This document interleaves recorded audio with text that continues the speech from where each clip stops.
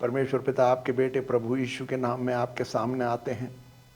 आज का यह शास्त्र प्रभु जी, आपके वचन हमको बोलिए और बातचीत कीजिए।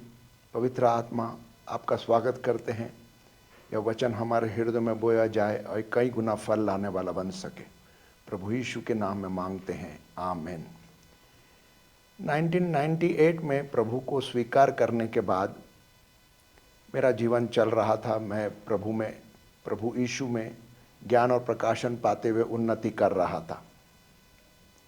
लेकिन मैं एक मारवाड़ी परिवार से आता हूँ। मेरे पूर्वजों ने मेरा डेडिकेशन, मुझे और मेरे परिवार के लोगों का जो अर्पण है, अपने आप को, जो बच्चे होते थे उनका अर्पण हम कई जगहों पर करते थे। मेरा भी किया गया, मेरे बालों को भी चढ़ाया गया। और जब मैं बड़ा हुआ तो मैंने भी अपने बालों को देकर अन्य वेदियों के साथ अपना संबंध स्थापित किया। जब प्रभु यीशु को जाना तो प्रभु यीशु में आगे बढ़ने लगा। ऐसा हुआ कि मेरे पिताजी की मृत्यु सिरोसिस ऑफ लीवर से हो गई। वे ज़्यादा उम्र के नहीं थे, 60 की उम्र में ही उनको सिरोसिस होने के कारण मृत्यु हो गई। मेरे दो चाचा, उनकी भी कम उम्र में 55-50 की उम्र के अंदर ही सिरोसिस ऑफ लीवर से मृत्यु हो गई। मेरे सबसे बड़े भाई, उनकी मृत्यु भी कैंसर के द्वारा कम उम्र में हो गई। मेरी भाभी, उनकी भी मृत्यु कैंसर के कारण कम उम्र में हो गई। और 2014 में 47 की उम्र में मेरी पत्नी की मृत्यु भी कैंसर से हो गई। मैं और मेरी पत्नी, हम प्रभु में थे। बाकी सब लोग प्रभु को नहीं जानते थे, उन्होंने उस प्रभु को स्वीकार नहीं किया था। लेकिन यहाँ हमको एक बात समझ में आई कि हमारी परिवार के अंदर एक हम ट्रेंड देख रहे थे, एक पैटर्न को देख रहे थे, जहाँ कम उम्र के अंदर ज़्यादा लोग सिरोसिस ऑफ लीवर से गए और दूसरी बीमारी थी कैंसर। मैं इन बातों पर विचार ही कर रहा था और उस दौरान मुझे परमेश्वर ने मेरी पत्नी की मृत्यु होने के बाद इस मध्यस्थी की सेवा में शामिल किया। मुझे सीखने का अवसर मिला। हम प्रभु यीशु में जब आगे बढ़ते हैं और प्रार्थना करते हैं तो बार बार एक बात सामने आती है कि जो हमारी प्रार्थना है, अगर वो नहीं सुनी जाती या हमको उत्तर नहीं मिलता तो हम इक्लेसियास्टिक्स, सबो उपदेशक की किताब, उसका 3 अध्याय का 11 वचन पढ़ते हैं। वहाँ लिखा है कि हर एक बात के लिए परमेश्वर का एक समय है और सब बातों को परमेश्वर अपने समय पर बहुत सुंदर रूप से पूरा करते हैं। जब सालों साल कोई प्रार्थना की जाए और उसका उत्तर न मिले तो मन में शंकाएं, परेशानियां पैदा होने लगती है, कड़वाहट आने लगती है परमेश्वर के विरोध में। मन में डर लगता है कि क्या होगा, हमको वादा तो किया गया है, पूरा नहीं हो रहा। ऐसी समस्याओं में था और उस समय मुझे इस शिक्षा का प्रकाशन मिला। वहाँ मुझे कोर्ट्स ऑफ हेवन के बारे में जानकारी मिली, स्वर्ग के न्यायालय के विषय में। परमेश्वर को हम न्यायाधीश के रूप में देखते हैं, जहाँ परमेश्वर अपने न्याय के सिंहासन पर बैठते हैं और हम उनके सामने जाकर पश्चाताप की प्रार्थना करते हैं। स्वर्ग की इस प्रार्थना के विषय में जो परमेश्वर के सम्मुख एक न्यायाधीश के रूप में की जाती है, उसकी जानकारी मुझे मिली। और इसके विषय में हम दानियेल की किताब में कुछ वचन देखेंगे।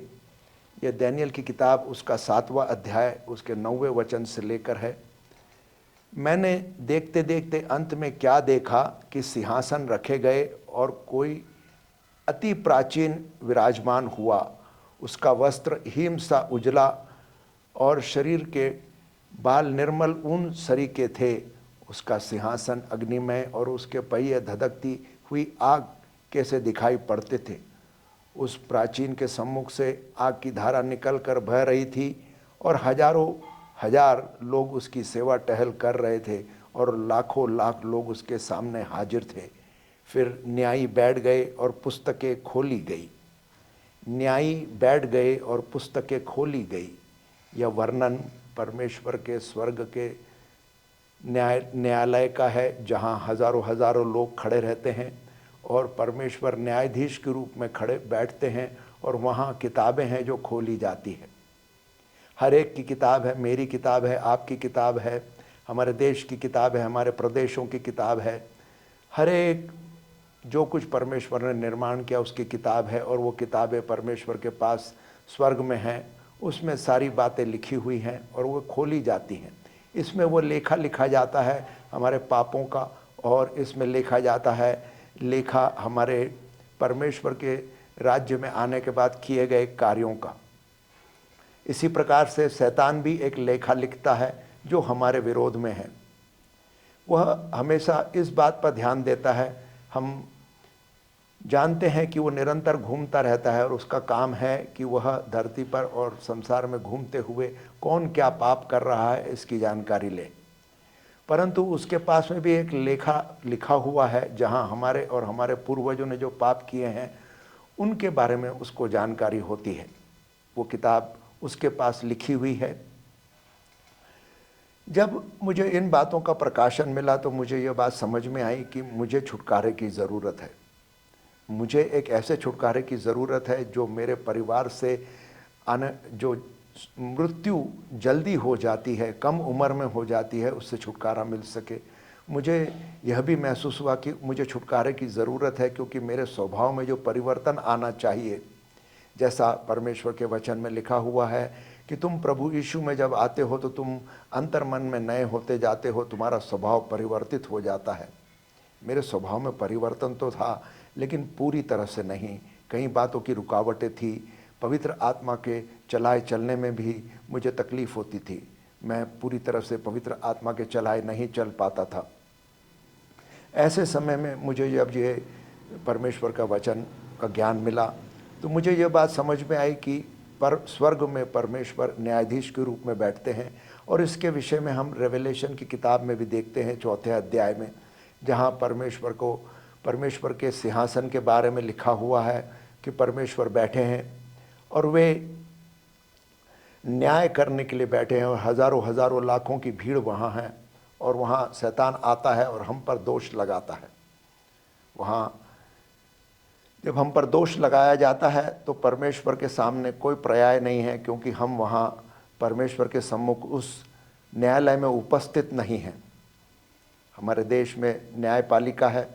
अगर आपके खिलाफ़ कोई केस हो जाए और आपको उसके लिए वारंट इशू किया जाए और आपको वहाँ कोर्ट में बुलाया जाए और आप फरार हो जाते हैं, आप कोर्ट में नहीं आते, तो कोर्ट के सामने आप एक प्रकार से गिल्टी हैं। आप उन कोर्ट की प्रणाली के सामने आपके खिलाफ़ वो कार्रवाई जो है आपके विरोध में होती है, वो आपके फेवर में नहीं होती, आपके पक्ष में नहीं होती। कई ऐसे मामले हैं जो अगर आप कोर्ट में नहीं आए तो आपके खिलाफ में फैसला दिया जाता है। उसी प्रकार से परमेश्वर के राज्य में है, क्योंकि परमेश्वर के राज्य से ही मनुष्य को ज्ञान और प्रकाशन मिला और हमारे देश में न्यायपालिका स्थापित की गई।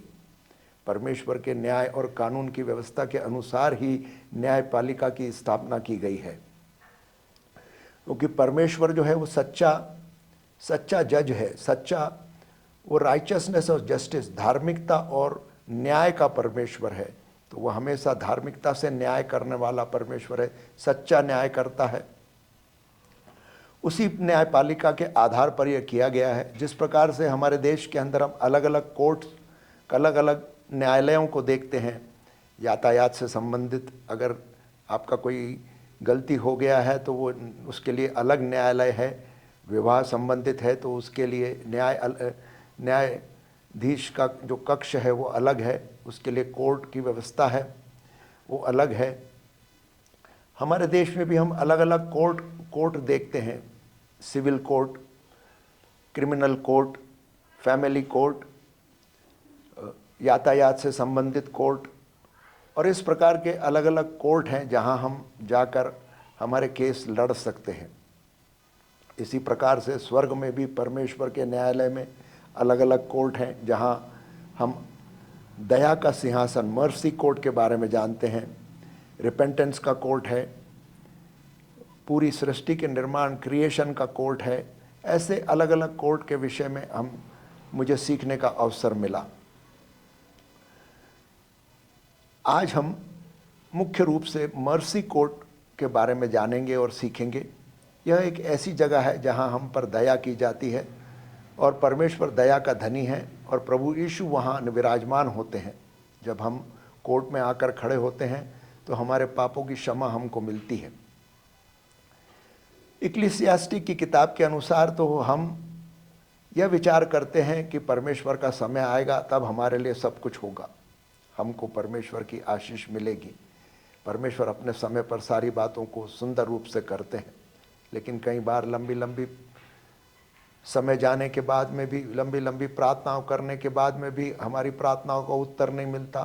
तो ऐसे में हमको ये समझना जरूरी है कि ऐसा कोई कोर्ट केस है जो कोर्ट के अंदर बाकी है, जहां हम खड़े नहीं हुए हैं। कलीसिया के लोगों को यह बात को समझना और जानना जरूरी है कि हमारा उस कोर्ट में खड़े होकर परमेश्वर के सामने आकर अपने गुनाह को कबूल करना और पश्चाताप करना जरूरी है। इस दया के सिंहासन के सम्मुख आकर हमको बहुत सादा काम करना है। परमेश्वर के वचन में लिखा है कि तुम मुद्दई का मुंह बंद करने के लिए मुद्दई के साथ अगर तुम जाते हो। मुद्दई कौन है? मुद्दई शैतान है, जो हमारे खिलाफ केस लाता है, हमारे खिलाफ उसके पास में सबूत है और वो कहता है कि इन्होंने पाप किया है, और वो हमारे पूर्वजों के पापों को लेकर भी हमारे ऊपर नालिश लाता है और हम पर इल्ज़ाम लगाता है। क्योंकि जब हमारा अर्पण किया जाता है, हमारा डेडिकेशन किया जाता है, तब हमारे साथ में उन अधार्मिक वेदियों की वाचा बन जाती है, उनका अधिकार हम पर आ जाता है, और उस अधिकार को हटाने के लिए हमको पश्चाताप करने की ज़रूरत होती है। जब हम कोर्ट में खड़े होकर परमेश्वर के सामने कबूल करते हैं कि हाँ, मैंने पाप किया है, मेरे से गलती हुई है, मेरे और मेरे पूर्वजों से गलती हुई है, तो वहाँ परमेश्वर हमें क्षमा करते हैं और प्रभु यीशु कहते हैं कि हाँ, मैंने इसके लिए लहू बहाया है, इसके पाप क्षमा किए जाएं। हमें इस बात को समझना जरूरी है, क्योंकि कई ऐसे लोग हैं जो सालों सालों से प्रार्थना कर रहे हैं, कई बातों के लिए इंतज़ार कर रहे हैं, लेकिन उत्तर नहीं मिल रहा। हमको इस तीसरे आयाम में, जहाँ परमेश्वर का दया का सिंहासन है, उसके अंदर जाकर खड़े होना है। यहाँ खड़े होने का मतलब है जहाँ आप रहते हैं आप वहीं रह रहे हैं, जहाँ आप होते हैं वहीं होते हैं, लेकिन आप आत्मिक रूप से आत्मिक आयाम में परमेश्वर के सामने खड़े होकर अपने पापों का अंगीकार करते हैं। यह मर्सी कोर्ट में आने के लिए हमको बहुत सरल तरीका है। इसमें आने का जो तरीका है, उसमें भजन संहिता 100 जो है उसका 4था वचन, उसमें लिखा है, धन्यवाद के साथ उसके फाटक में प्रवेश करो और स्तुति करते हुए उसके आंगन में। वहाँ हिंदी बाइबल में आंगन शब्द आता है, लेकिन यहाँ पर कोर्ट के बारे में लिखा है कि उसके कोर्ट में प्रवेश करो।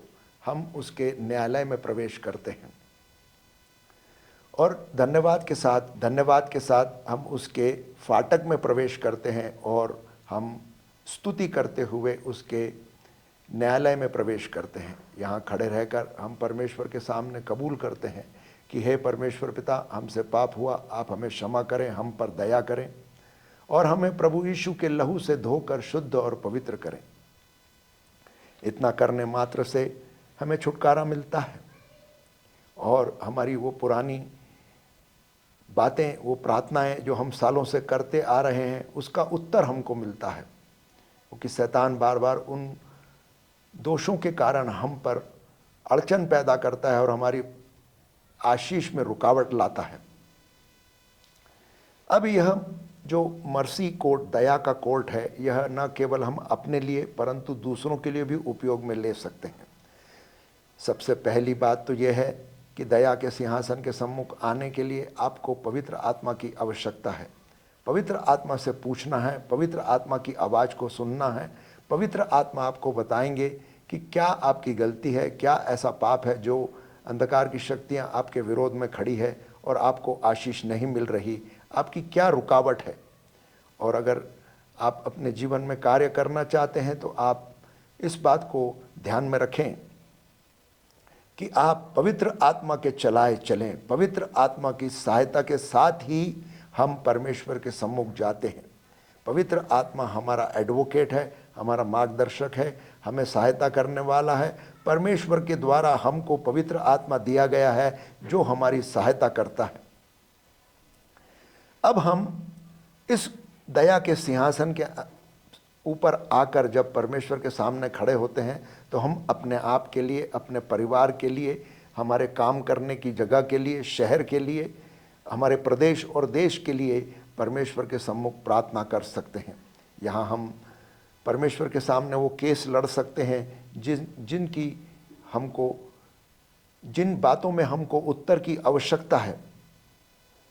यह एक आत्मिक युद्ध है जो हम सामना कर रहे हैं। अलग अलग ऐसे क्षेत्र हैं जिसमें हमको यह सामना करना पड़ता है। भारत देश एक ऐसा देश है जहाँ पर आप और मैं अच्छी तरह जानते हैं कि जगह जगह पर अन्य वेदियाँ हैं, जगह जगह पर तंत्र मंत्र जादू टोना चल रहा है।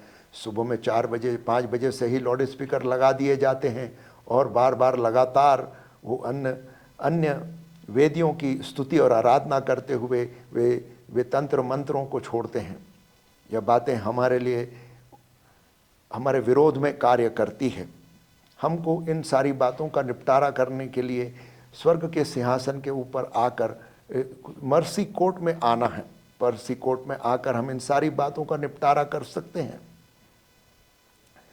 लेकिन एक बात का ध्यान रखना बहुत ज़रूरी है कि आप यहाँ पर जब दूसरी किसी भी बात का छुटकारा करना चाहते हैं या आप किसी आत्मिक युद्ध में खड़े होना चाहते हैं तो आपका खुद का शुद्ध और पवित्र होना बहुत ज़रूरी है।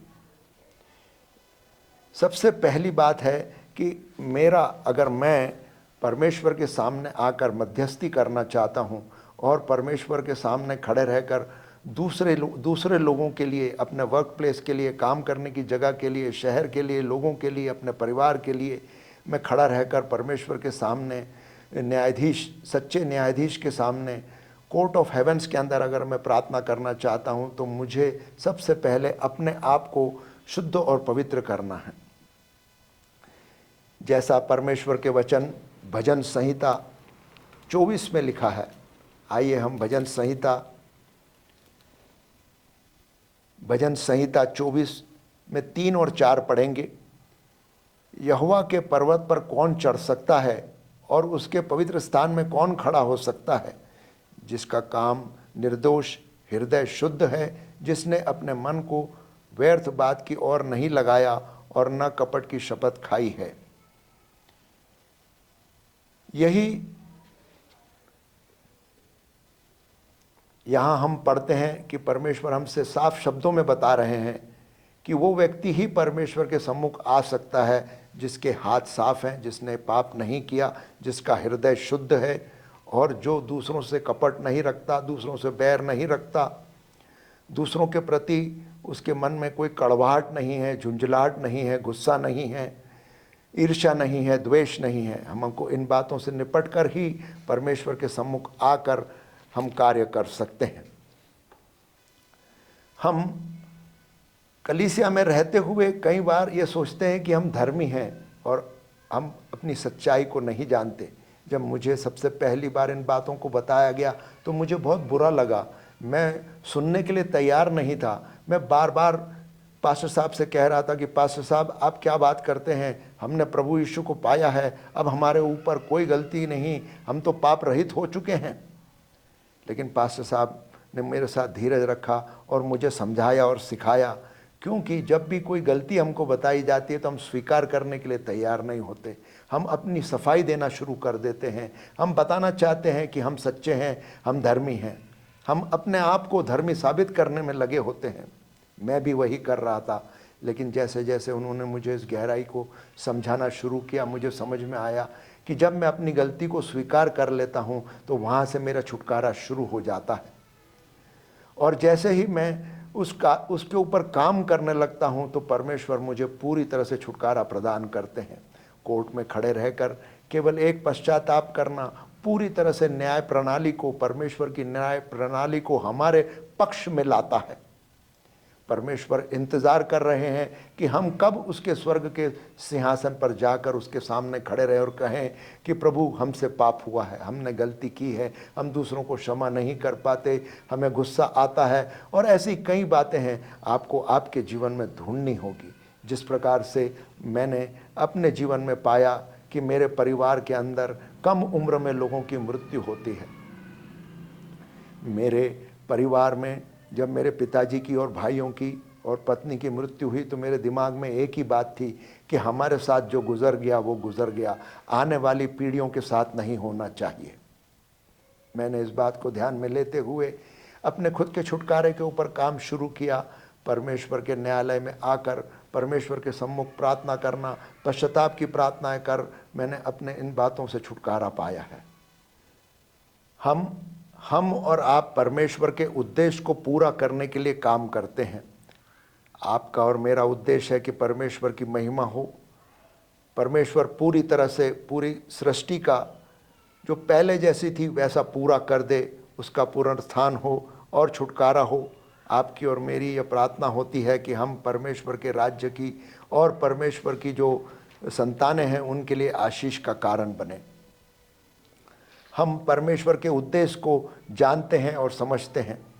लूका रचित सुसमाचार उसका 19:10 में लिखा है कि तुम परमेश्वर को ढूंढो तो तुम पाओगे और तुम उन लोगों का छुटकारा कर पाओगे जो भटक गए हैं, और उनके लिए तुम आशीष का कारण बनोगे। यूहन्ना 10:10 में लिखा है कि प्रभु यीशु आए जीवन देने और भरपूरी का जीवन देने। यह बात मेरे समझ में आती थी क्योंकि मेरे परिवार के अंदर मैंने कम उम्र के अंदर लोगों को मरते हुए देखा था। परमेश्वर के वचन में लिखा है कि मैं तुम्हारे लिए अपना प्राण देता हूं कि तुम्हारे लिए आशीष का कारण बन सकूं। जब हम कोर्ट ऑफ हेवन में आते हैं तो हम प्रभु यीशु के लहू को क्रियान्वित करते हैं। हम वहां पर आकर कोर्ट ऑफ हेवन के अंदर अपनी गलती को कबूल करते हैं। गलती को कबूल करने का मतलब है पश्चाताप करना। हमको पश्चाताप गहराई से समझ में आता है। पश्चाताप ही वो बात है जिसके द्वारा हम परमेश्वर के राज्य में प्रवेश करते हैं, और पश्चाताप ही वो बात है जिसके द्वारा हम परमेश्वर के राज्य में बने रहते हैं।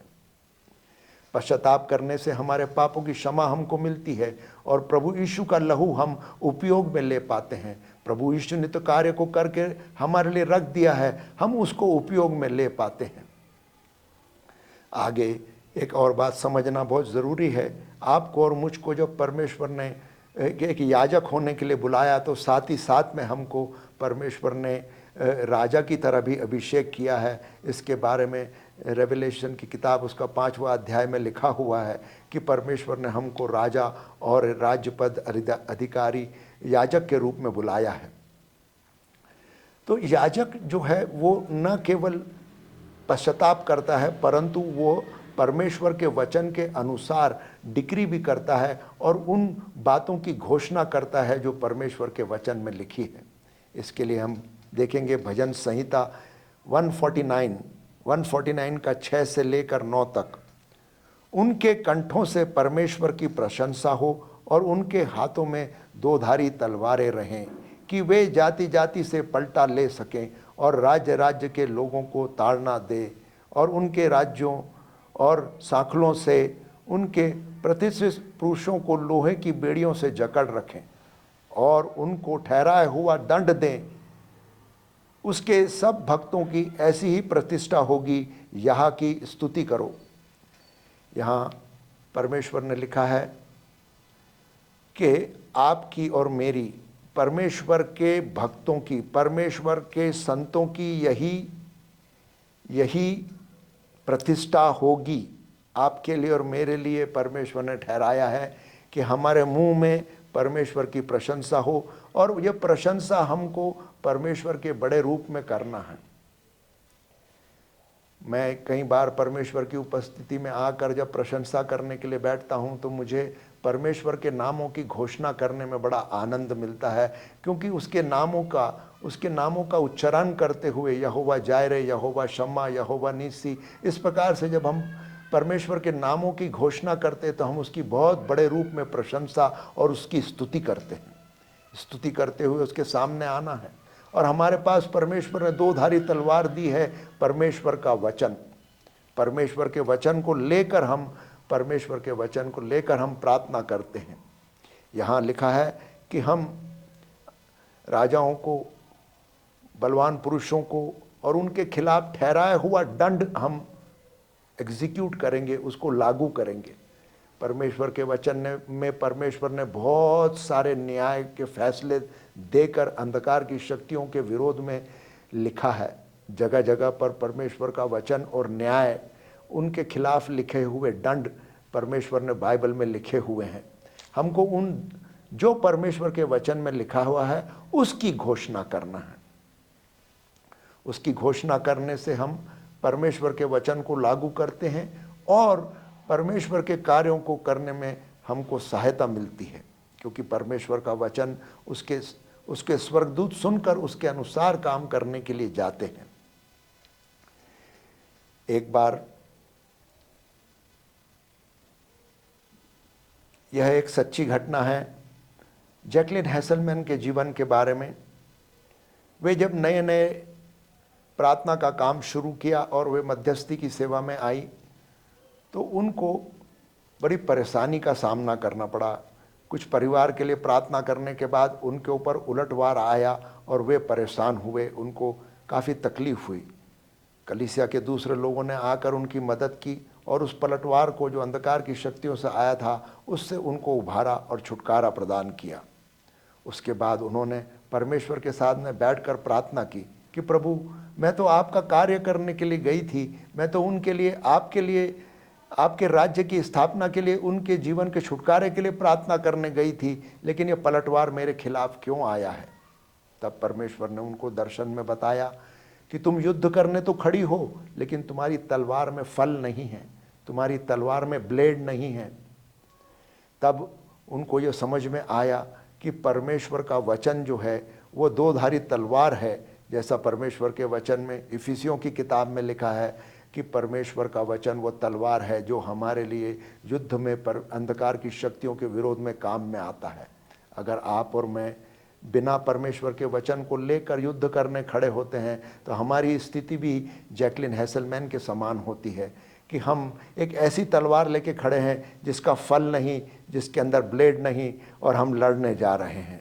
अगर हम परमेश्वर के वचन को उपयोग में लेते हैं तो हमारी तलवार अंधकार की शक्तियों को नाश करती है, और वो है परमेश्वर का वचन। परमेश्वर का वचन एक दो धारी तलवार है जो अंधकार की शक्तियों के विरोध में उपयोग में आता है। यहाँ हम मर्सी कोर्ट के अंदर, दया के सिंहासन पर आकर हम क्या क्या करते हैं, यह बात आपको समझ में आ रही है। सबसे पहले हम धन्यवाद और स्तुति करते हुए परमेश्वर की उपस्थिति में आते हैं और हम सबसे पहले पापों के लिए पश्चाताप करते हैं। जब हम अपने आप के लिए करते हैं और छुटकारा पाते हैं तो उसके बाद हमको परमेश्वर के द्वारा यह अधिकार मिलता है कि हम दूसरों के लिए वहाँ खड़े रहकर परमेश्वर के सम्मुख गुहार लगा सके और परमेश्वर के कार्यों को कर सकें। जब आप वहाँ एक याजक के रूप में खड़े होते हैं तो दूसरों के लिए आप आइडेंटिफिकेशनल रिपेंटेंस, उनके साथ पहचान रखते हुए हम पश्चाताप की प्रार्थना करते हुए छुटकारे के लिए कार्य करते हैं। और दूसरी बात है कि हम लिखा हुआ जजमेंट जो परमेश्वर ने बाइबल में अंधकार की शक्तियों के खिलाफ जजमेंट दिए हैं उसकी डिक्री और डिक्लेरेशन कर सकते हैं, उन जजमेंट्स को लागू कर सकते हैं जो अंधकार की शक्तियों के खिलाफ काम करता है। अब यहाँ आपको ये बात भी समझ में आ गई है कि इस प्रकार के हाई लेवल इंटरसेशन, मध्यस्थी की प्रार्थना करने के लिए ज़रूरी है हमारे स्वयं का छुटकारा। हमने जैकलिन हेसलमैन के जीवन से जाना और समझा है कि जब वे नए नए रूप में कार्य कर रही थी तो उनके ऊपर पलटवार आया। कई बार कई पास्टर लोग, कई लोग जो कलीसिया में हैं इस बात से डरते हैं कि हम पर पलटवार ना आ जाए, हम ये काम नहीं करेंगे। साहब, डरने की ज़रूरत नहीं है। आप अगर इसके ऊपर खुद का सबसे पहले आप अपना व्यक्तिगत छुटकारा करेंगे तो आप अंधकार की शक्तियों के साथ लड़ सकते हैं। परमेश्वर आपको वो अधिकार प्रदान करते हैं। प्रभु यीशु में कोई भी चीज़ फ्री में नहीं मिलती, हमको हर एक बात की कीमत चुकानी पड़ती है। प्रभु यीशु ने आपके और मेरे पापों की कीमत चुकाई है, तभी हमको उद्धार मिला है। जब हम दूसरों के लिए खड़े होकर मध्यस्थी करना चाहते हैं तो हमको कीमत चुकानी होगी। सबसे पहले अपना खुद का छुटकारा करके लेना होगा ताकि हम दूसरों के उपयोग में आ सकें। प्रभु इन वचनों से हम सबको आशीष दे। आमीन।